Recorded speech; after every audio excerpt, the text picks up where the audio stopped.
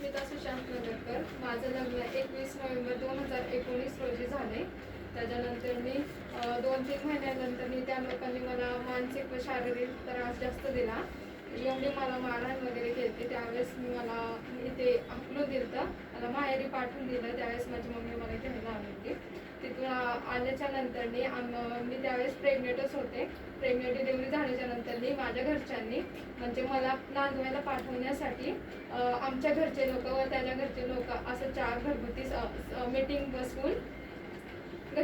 बसून म्हणजे नांदवायला पाठवायचं आहे त्यामुळे बसवली होती. आणि त्यांनी म्हणजे माझे मिस्टर सुशांत नगरकर त्यांनी त्यावेळेस त्या मीटिंगला किंवा त्या ह्याला जात पंचायतीचं नाव देऊन त्याच्यावर आमचा बेकायदेशीर जात पंचायतीचा गुन्हा दाखल केला.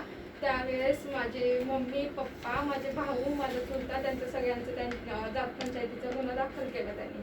त्याच्यानंतर मग त्यांनी तिथं कोल्हापूर इचलकरंजीमध्ये मी नांदायला यायला पाहिजे म्हणून कोर्टात केस दाखल केली. त्याची मला काहीच म्हणजे हे नाही, लेटर वगैरे आलं काहीच नाही आलं, मला माहीतच नव्हतं ते सगळं. मग त्याच्यानंतर आम्ही इथं MIDC पोलीस स्टेशनमध्ये त्यांच्या विरोधात मी 4 DVची केस दाखल केली आणि 458 दोन्ही केसेस सोबतच दाखल केल्या. कारण की मला आता माझा मुलगा आहे, मी आमचं पालन पोषण कसं आहे, मी त्याला सांभाळणार कसं, माझी मम्मी पप्पा आहे तोपर्यंत. मग मी DVची केस दाखल केली. त्याच्यानंतर पोडगी होऊन मला 3 वर्ष झाले. म्हणजे पोडगीची ऑर्डर होऊन 3 वर्ष झाले, पण त्याचे त्यांनी 1 रुपया भरलेला नाहीये. आतापर्यंत मी त्यांना किती वॉरंट वगैरे पाठवले तरी त्यांनी 1 रुपया भरला नाहीये, काहीच नाही. परत ती कोर्टात आता 5 वर्ष झाले ती केस चालू आहे. आणि आता जानेवारी महिन्यामध्ये म्युच्युअल कन्सिडरचे म्हणजे 1 वर्ष मागच्या वर्षी आम्ही म्युच्युअल म्हणजे दोघांच्या संमतीने डिवोर्स घ्यायचा आम्ही हे ठरवलं होतं. आणि परत म्युच्युअल दाखल केलं. त्याच्यानंतर त्यांनी त्या म्युच्युअलसाठी पण ज्यावेळेस पैसे द्यायची आले, ज्यावेळेस जज म्हणले की ह्यांना त्यांचे 2 लाख रुपयामध्ये सगळं ठरलं होतं आमचं, आणि ते पैसे द्यायच्या वेळेस ते म्हणले माझी कॅपॅसिटी नाही आहे पैसे द्यायची, मी देऊ शकत नाही. त्यावेळेस तिथं आम्ही मग माघार घेतली. मी म्हणले मला डिवोर्स नको आहे आणि मी ते कॅन्सल केली. डिवोर्सची डिस्पोज झाली ती केस. तिथं ऑर्डर झाली 16 जानेवारी 2026 मध्ये.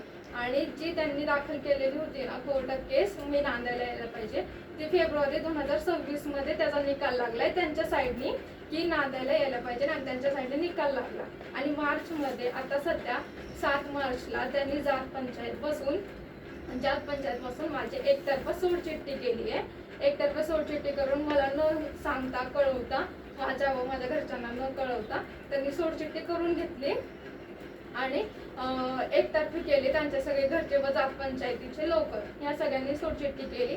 आणि 10 मे रोजी त्यांनी दुसरं लग्न केले, ते पण जात पंचायत बेकायदेशीर जात पंचायत बसूनच. ते पण मला सांगितलं नव्हतं. इथं मी असताना म्हणजे पहिली बायको असताना सुद्धा त्यांनी कोर्टात, आणि 5 वर्ष झालं कोर्टात केस चालू असताना सुद्धा त्यांनी माझी एकतर्फा सोडचिठ्ठी घेऊन दुसरं लग्न सुद्धा केलं. हे तर माझ्यावर अन्याय आहे ना. सातारा तारळी गावामध्ये ती सोडचिठ्ठी करण्यात आली आणि कोल्हापूर इचलकरंजी मध्ये दुसरं लग्न करण्यात आले. जात पंचायत बसवली, त्याचा काही फोटो व्हिडिओ वगैरे काही तुमच्यापर्यंत आहे का?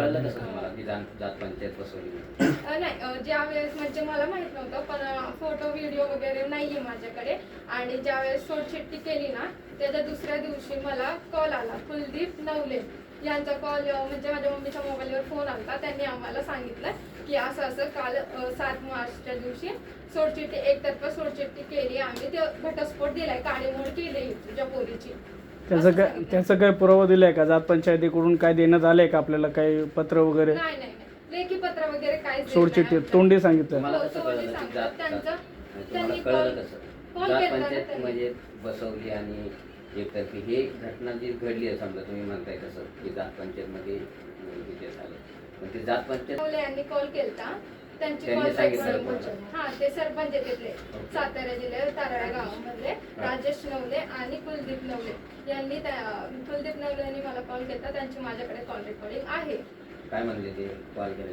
ते मम्मीला म्हणले की तुमची मुलगी तिचं काल आम्ही सगळ्या 11 लोकांनी बसून एकतर्फी सोडचिठ्ठी केली आहे आणि कलम दंड म्हणजे 11,300 रुपये टाकून ही एकतर्फी सोडचिठ्ठी तुमची करून केली म्हणजे. त्यांनी दुसरं लग्न केलं आपलं असं म्हणणं आहे, तर त्या दुसऱ्या लग्नाचा काय पुरावा आहे का आपल्याकडे? नाही सर, ऍक्च्युली काय आहे म्हणजे त्यावेळेस आहे ना आमचे जे जात पंचायतीमध्ये असं एक आहे की दुसरं लग्न करताना जेव्हा जात पंचायत बसते त्यावेळेस जिथे असलेले उपस्थित असलेले लोक असतात ना त्यांच्या सगळ्यांचे मोबाईल काढून घेतलेले असतात आणि एका साईडला ठेवून दिलेले असतात, म्हणजे जमा करून एका साईडला ठेवलेले असतात. म्हणजे कशासाठी की जात पंचायत बसली आहे त्याचा कोणी फोटो व्हिडिओज किंवा रेकॉर्डिंग केली नाही पाहिजे ह्यासाठी. त्याच्यामुळे त्याचा मला म्हणजे त्यांचं काही फोटो वगैरे नाहीच आहे. म्हणजे आपल्याला कोणी सांगितलं की ज्यांनी दुसरं लग्न केलं ते? गणेश बागडे. त्यांनीच? हा सर, ते इचलकरंजीचे महाराणा प्रताप मंडळ आहे त्यांचे सरपंच आहे. त्यांनी मला फोन करून सांगितलं, त्यांची पण माझ्याकडे कॉल रेकॉर्डिंग आहे की